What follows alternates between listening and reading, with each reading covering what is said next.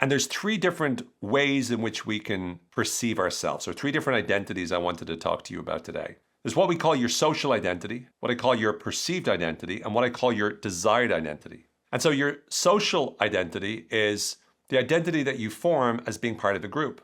Your perceived identity is the identity you form observing yourself and your behaviors so that you perceive yourself in a certain way.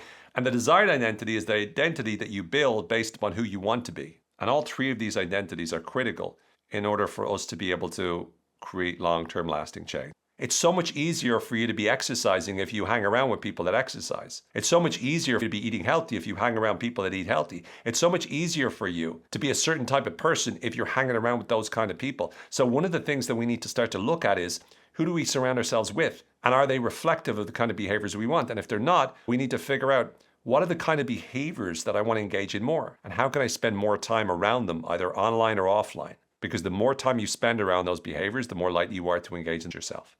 If the behaviors that you want to engage in are different to the kind of person that you see yourself as being, then you're not going to keep up with that behavior, because the dissonance that you experience will make it so that you will start to behave back like the kind of person that you believe you are. What that means is that we need to reflect on, what is the story we're telling ourselves, so we can start to create a more all-encompassing story so that we can become the kind of person that engages in the behaviors that we want moving forward.